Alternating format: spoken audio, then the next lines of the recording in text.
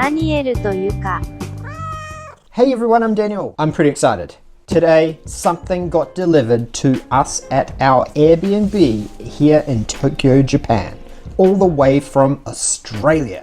Now, if you know me, or don't know me because you're new to our channel, then I love video games. I've been a pretty passionate user of the Nintendo Switch since it was originally released. I managed to get my hands on the Nintendo Switch OLED, which I'm so excited about, and I'm gonna start the unboxing now.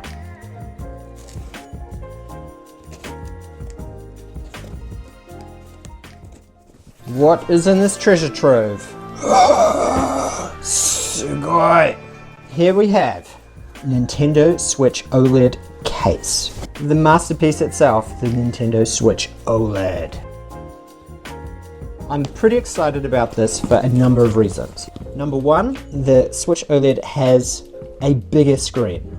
7 inches up from 6.2 inches. So it has a much thinner bezel around the screen. Number two, Nintendo finally switched from the fairly average LCD panel of the original Nintendo Switch to an OLED screen, which means that it just has so much better color reproduction. The colors will just pop. It has increased brightness, the whites are whiter, the blacks are blacker and darker, and the picture quality will just look so much better. Now, the third thing is that Nintendo has finally listened to users who complained about this fairly crappy tabletop stand. This thing was junk. It just falls off all the time. It doesn't really give you much confidence when you're playing out in public that you're not going to lose it or it's just going to fall down and damage your Switch. So Nintendo took a leaf out of possibly Microsoft Surface Studio in that the kickstand goes all the way along the back of the Nintendo Switch OLED and has multiple angles that you can adjust for more comfortable viewing.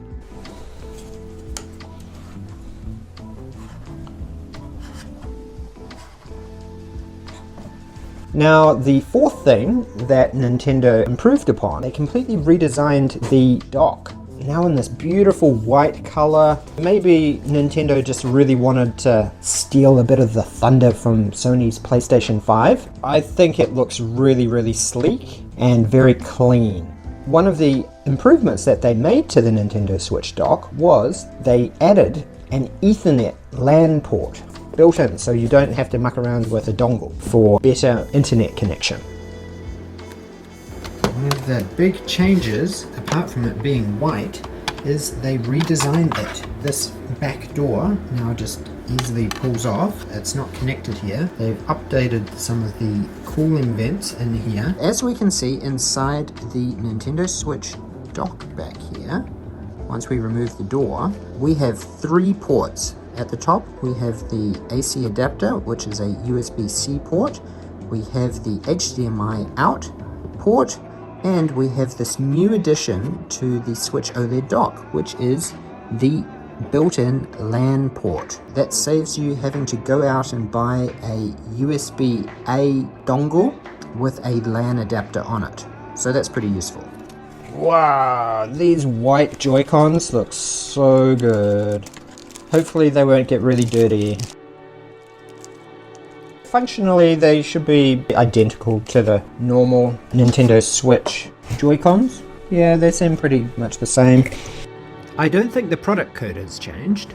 HAC015, HAC015, yeah, identical, they just reskinned them white. So, technically, the good thing is that we can mix and match the colors. So one day I might want to rock a white and spice orange, or a purple and white controller combination. Here is the Nintendo Switch OLED. Wow, that screen is beautiful. Oh look, see, they even changed the design of the buttons, and the power button was like a round one and like a little rocker switch here, but they've really slimmed them down. They've made all of the heat sinks a little bit more protected. It still has the headphone socket in the same area. 2 less screws here on this side and 2 less screws on this side. Probably explains some of the weight difference. I don't think there's a lot of weight difference in between them. Looking at the back, however, is where we see the major differences. Look, Here's the old crappy kickstand. This kickstand can go all the way back to different angles to almost flat like that, while this only has one angle. The new Nintendo Switch OLED also has double the built-in storage capacity, 64 gigabytes.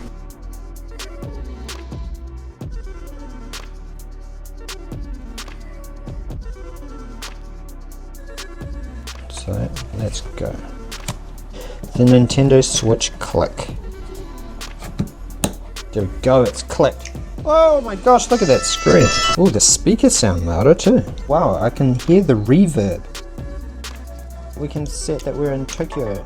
The Nintendo Switch carrying case, and it actually comes with a screen protector. People have been talking about how on the screen of the Nintendo Switch OLED there is actually a screen diffuser. People were destroying their brand new Nintendo Switch OLEDs because they thought, oh hey, I'll just peel this like sticky label thing off. But it's actually a screen diffuser. So if you take it off, then it will wreck the screen of your OLED. So Nintendo in the instructions says do not remove it, but you can put other screen protectors on top of it.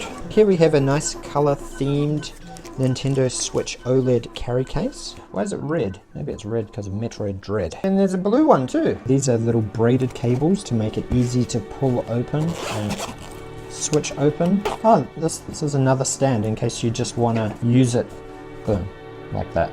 And then it just has some game cartridge holders here, and if you want to put any accessory cables you can put them in there too. I think it'll pair quite nicely with that. The Metroid Dread Special Edition for Nintendo Switch. Look at this gorgeous, gorgeous artwork. This is truly something special. I've actually been playing this on my original Nintendo Switch for the last week. I freaking love it. The graphics are incredible, the atmosphere, the gameplay, everything that Metroid fans have been wanting. And Nintendo finally released a new game in the 2D Metroid series after 15 years. Here we have the Metroid Dread Special Edition and the Metroid Dread Special 2-pack edition of the Amiibos, which includes Samus and the Emmy. Now the Samus Amiibo allows you to restore some energy in the game once per day. It also gives you a bonus energy tank, so that's pretty useful. Using the Amiibo for the Emmy figurine allows you to replenish your missiles once a day, but it also gives you a bonus Missile Plus tank, which I believe is 10 additional missiles. Pretty useful. Now I'm probably not going to open this, but I am going to open the Metroid Dread Special Edition because I am very, very curious what's inside it, because it's quite a big, beautiful box with some absolutely incredible artwork. Now I just recently finished the game, and depending on how quickly you finish the game, you actually unlock some special artwork. This is a Metroid art book. That's really nice. What else is in here? Ooh, that's cool. Look at this. Another Metroid something. A steel book for the game, which has the Chozo Elite Warriors in it. And you get a copy of the game, which has some additional artwork in it. And the Metroid Dread cartridge. Now, to be honest, I'm not really a big fan of physical games because cartridges are so tiny. What is in this? There we go. Ooh, look at these. These are some giant cards of box art for various Metroid games across Nintendo's history of consoles. So here we have Metroid for the Nintendo Entertainment System. It's foil and looks pretty cool. Metroid 2 Return of Samus, which was released on the Game Boy. My favorite, Super Metroid, which was released on the Super Nintendo Entertainment System. Metroid Fusion, released on the Game Boy Advance about 15 years ago. And finally, we have Metroid Dread, released on Nintendo Switch. Beautiful artwork. This is basically all of the box art for each of the various 2D Metroid games. Metroid, Metroid 2, Return of Samus, Super Metroid, Metroid Fusion, and the latest one, Metroid Dread. Next up, we have this Metroid art book.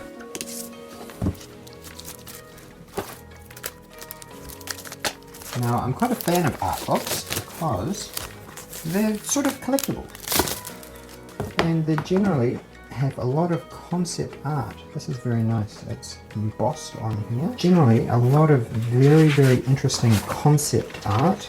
A lot of Japanese artwork, initial character design renders.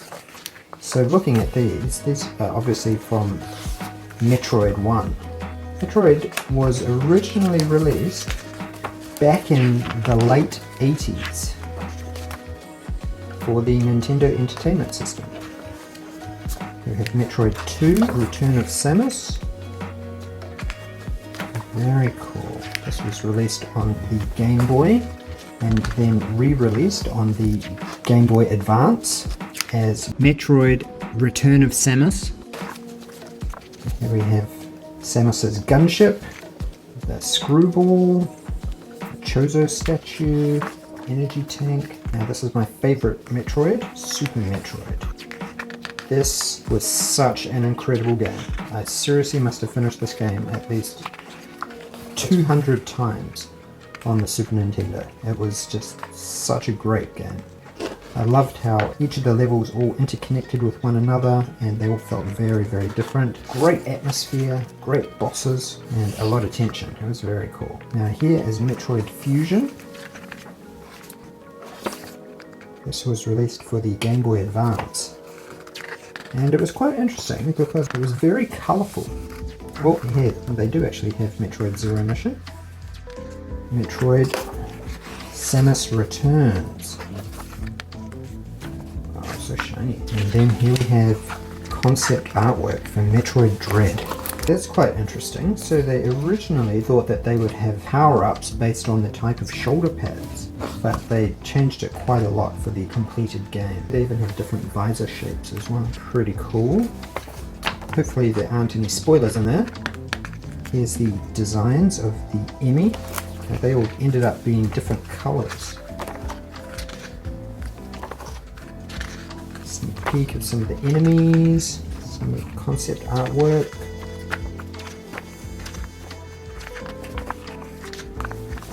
Boss artwork. Yeah, there's definitely some very cool scenes. This is a pretty substantial, like I'm not even halfway. Oh. So I'm not going to skim through the whole book because this is a limited edition. Metroid Dread is a real treat for the senses, both visual and auditory. It also has incredible gameplay and tension. It recently was awarded the honour of Best Action Adventure Game of 2021 at the Game Awards ceremony, which took place on December 9 in Los Angeles.